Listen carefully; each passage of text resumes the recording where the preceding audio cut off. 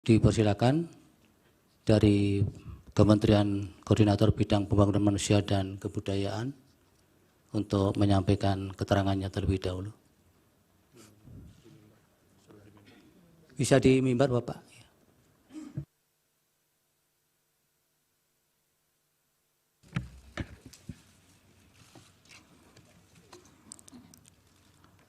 Assalamualaikum warahmatullahi wabarakatuh. Salam sejahtera untuk kita semua, Om Swastiastu, Namo Buddhaya, salam kebajikan. Keterangan Menteri Koordinator Bidang Pembangunan Manusia dan Kebudayaan pada sidang Mahkamah Konstitusi, Jakarta 5 April 2024. Yang mulia Ketua dan anggota Majelis Hakim Mahkamah Konstitusi. Pada hari ini, saya sebagai Menteri Koordinator Bidang Pembangunan Manusia dan Kebudayaan Republik Indonesia akan menyampaikan butir-butir penting berkenaan dengan program-program pemerintah, khususnya yang berkaitan dengan penanganan kemiskinan dan perlindungan sosial.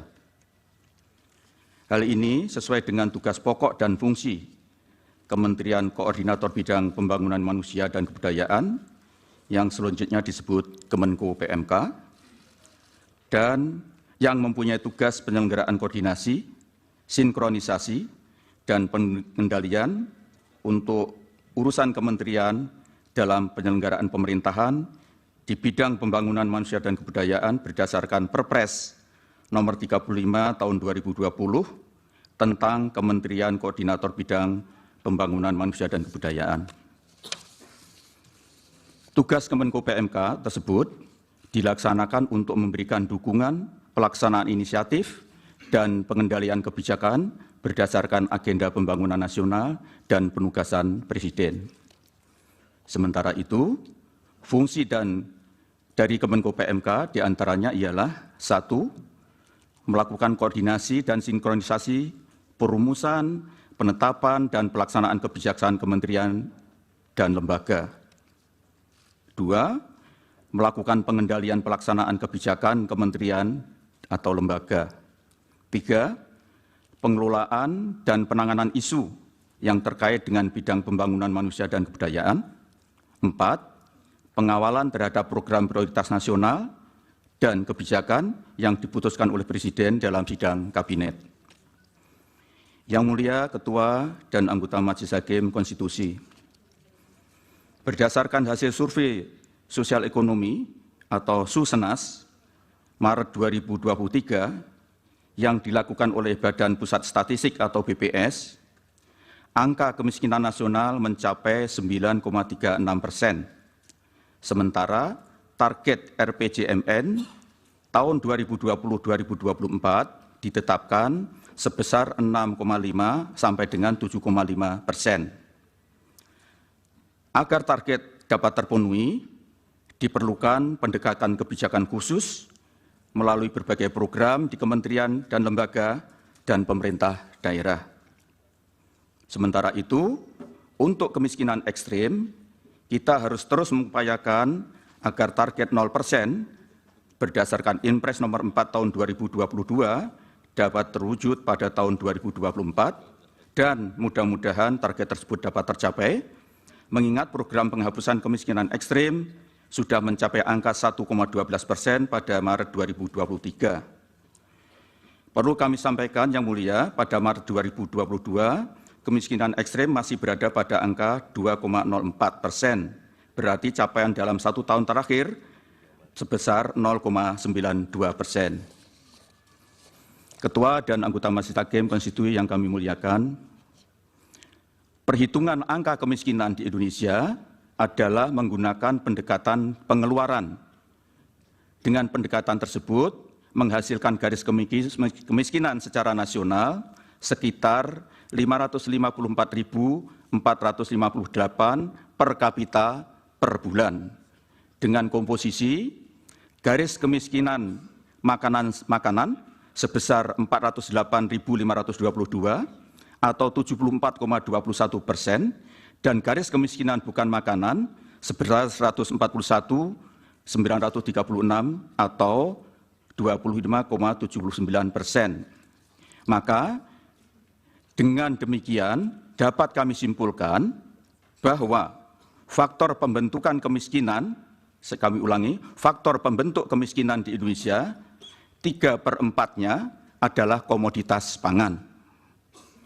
Selain itu, BPS menyebutkan bahwa rata-rata rumah tangga miskin di Indonesia memiliki 4,71 orang anggota rumah tangga. Dengan demikian, besarnya garis kemiskinan per rumah tangga secara rata-rata adalah sebesar 2.592.657 per rumah tangga miskin per bulan. Oleh karena itu, untuk menjaga daya beli kelompok masyarakat miskin, terutama komoditas pangan menjadi sangat penting. Begitu juga dengan memberikan bantuan bahan pangan langsung melalui program-program bantuan sosial dan bantuan pangan cadangan pangan pemerintah atau CPP. Yang Mulia Ketua dan Majelis Hakim Konstitusi, sesuai dengan Inpres nomor 4 tahun 2022 tentang percepatan penghapusan kemiskinan ekstrim, pada diktum ketiga angka 1 huruf B, menugaskan Menko PMK untuk menetapkan kebijakan sumber dan jenis data yang digunakan dalam implementasi program percepatan penghapusan kemiskinan ekstrim.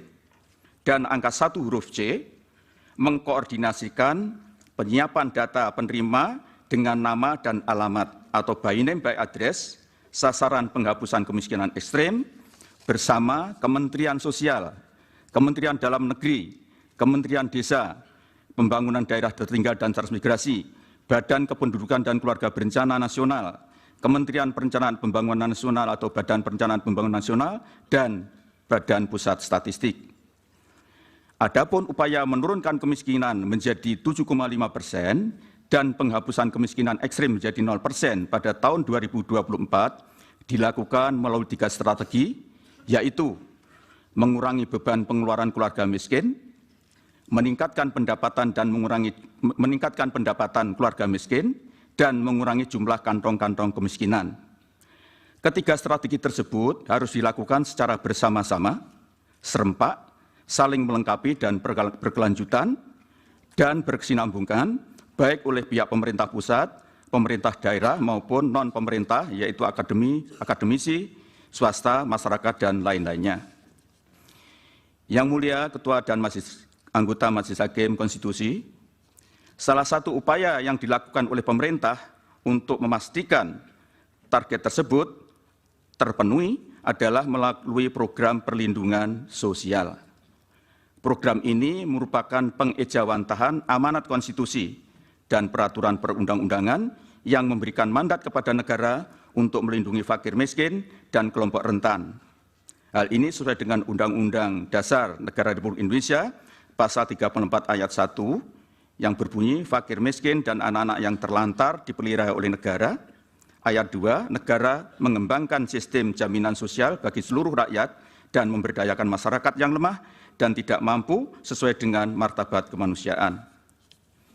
Program perlindungan sosial yang antara lain dimaksudkan untuk mengurangi beban pengeluaran, peningkatan pendapatan, dan penghapusan kantong-kantong kemiskinan telah mendapatkan persetujuan DPR RI dengan alokasi anggaran perlindungan sosial tahun 2024 sebesar 496,8 triliun yang tersebar di berbagai program dan pelaksanaannya oleh kementerian lembaga sesuai dengan fungsi dan tugas masing-masing. Adapun komposisi anggaran perlindungan sosial terdiri dari berbagai macam subsidi, bantuan sosial, dan jaminan sosial. 1. Subsidi antara lain subsidi energi, yaitu BBM listrik dan LPG, subsidi pupuk, subsidi bunga kur, dan lain-lain. Yang 2, bantuan sosial antara lain berupa program Keluarga Harapan atau PKH, program sembako atau BPNT, asistensi rehabilitasi sosial atau atensi, Kartu Indonesia Pintar, dan Kartu Indonesia Pintar Kuliah. Yang ketiga, jaminan sosial, yaitu berupa bantuan iuran bagi peserta BPJS Kesehatan, yaitu penerima bantuan iuran PBI yang jumlahnya sekitar 98 juta jiwa. Program perlindungan sosial sebagaimana tersebut di atas dalam kaitannya dengan masalah kemiskinan dan kemiskinan ekstrem adalah dimaksudkan untuk mencegah terjadinya kenaikan angka kemiskinan sekaligus untuk mencapai target penurunan angka kemiskinan yaitu 7,5% serta penghapusan kemiskinan ekstrem 0% pada tahun 2024. Yang mulia Ketua dan anggota Majelis Hakim Konstitusi, terkait dengan program bantuan pangan beras cadangan pangan pemerintah atau CPP yang diberikan kepada masyarakat pada bulan Januari hingga Juni 2024 adalah merupakan program perpanjangan dari tahun 2023. Adapun tujuannya adalah untuk memitigasi risiko bencana El Nino dan untuk mempertahankan daya beli masyarakat, dikelola dan merupakan kewenangan Badan Pangan Nasional atau Bapanas. Bantuan pangan beras CPP adalah bukan merupakan bagian dari bantuan sosial reguler, namun merupakan bantuan bahan pangan yang diberikan oleh pemerintah. Bantuan pemerintah dalam bentuk bantuan pangan beras atau CPP pada tahun 2024 dilaksanakan berdasarkan Perpres nomor 125 tahun 2022 tentang penyelenggaraan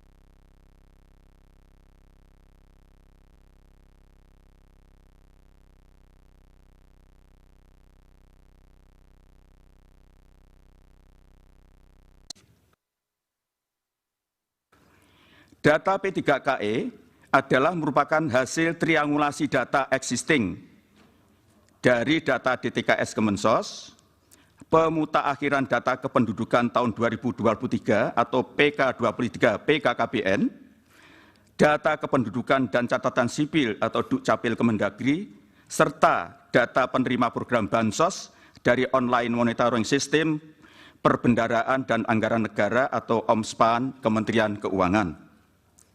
P3KE adalah basis data yang berisi informasi yang memiliki peringkat kesejahteraan lebih dari 80% keluarga atau penduduk di Indonesia. Data P3KE juga telah digunakan oleh 25 kementerian dan lembaga dan seluruh pemerintah daerah untuk berbagai program percepatan penghapusan kemiskinan ekstrem sesuai dengan Inpres nomor 4 tahun 2022 sebagaimana yang telah kami sebutkan di atas. Bantuan sosial dan bantuan pemerintah lainnya, antara lain bantuan pangan beras CPP, bantuan pangan stunting, adalah merupakan program pemerintah yang tidak dikhususkan pada satu kementerian tertentu dan memerlukan koordinasi lintas sektoral. Yang mulia Ketua dan anggota Majelis Hakim Konstitusi, selanjutnya mengenai keterlibatan kami dalam penyaluran bantuan sosial maupun penyaluran bantuan pangan beras CPP adalah sesuai dengan tugas Kemenko PMK yang diatur dalam Perpres nomor 35 tahun 2020, yaitu melakukan koordinasi, sinkronisasi, dan pengendalian penyelenggaraan pemerintahan di bidang pembangunan manusia dan kebudayaan, di mana bantuan sosial adalah merupakan bagian yang tak terpisahkan dari tugas pokok dan fungsi Kemenko PMK sesuai dengan Permenko PMK nomor 4 tahun 2020 tentang organisasi dan tata kerja Kemenko PMK. Pelaksanaan tugas tersebut dimaksudkan untuk memberikan dukungan pelaksanaan inisiatif dan pengendalian kebijakan berdasarkan agenda pembangunan nasional dan penugasan Presiden. Untuk keperluan tersebut di atas, kami melakukan berbagai kunjungan kerja guna memastikan bahwa pelaksanaan penyaluran bantuan sosial reguler maupun bantuan pangan beras CPP berlangsung sebagaimana yang diharapkan. Adapun pemilihan wilayah kunjungan kerja ditentukan melalui beberapa pertimbangan, di antaranya keadaan tingkat kemiskinan ekstrim, tingkat prevalensi dan angka stunting, faktor geografi dan demografi masyarakat, serta kondisi pelaksanaan bantuan sosial maupun bantuan pemerintah lainnya di lokasi tersebut, termasuk bagaimana inisiatif pemerintah daerah dalam melaksanakan strategi penanganan kemiskinan, serta masalah pembangunan manusia dan kebudayaan pada umumnya. Khusus dalam kaitannya dengan pemantauan bantuan pangan beras CPP, dilakukan untuk memastikan ketersediaan bahan pangan tersebut di gudang Bulog dan memastikan bantuan yang diterima oleh penerima manfaat secara langsung. Di samping itu untuk memastikan bahwa distribusinya berjalan dengan baik serta memperhatikan prinsip-prinsip tepat waktu, tepat sasaran, tepat jumlah, tepat kualitas, di samping untuk mendapatkan umpan balik atau feedback tentang bagaimana pemanfaat bantuan tersebut oleh keluarga penerima manfaat. Yang Mulia Ketua dan anggota Majelis Hakim Konstitusi, kami memahami apabila tugas dan fungsi kami untuk mengkoordinasikan, mensinkronkan, dan mengendalikan pelaksanaan program di lapangan, kemudian dikait-kaitkan dengan pesta demokrasi beberapa waktu yang lalu.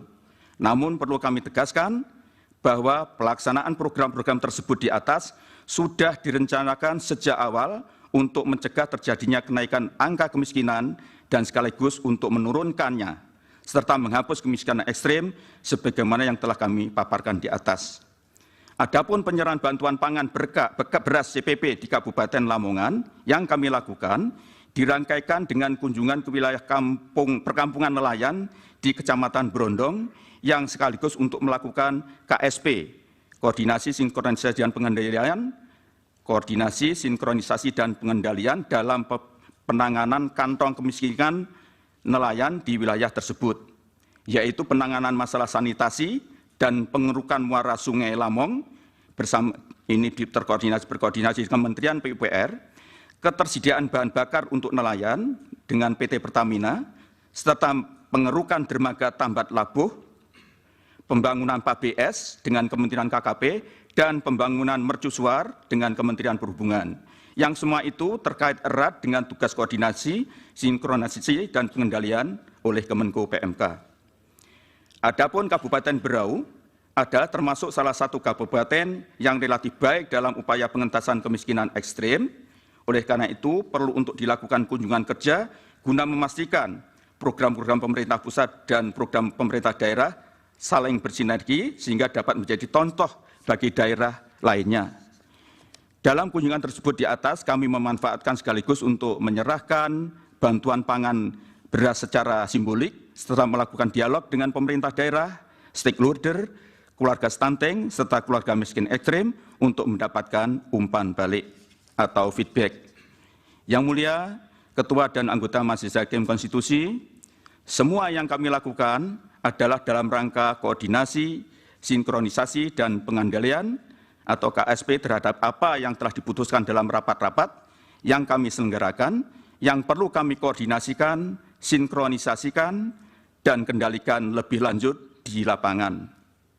Demikian yang dapat kami sampaikan.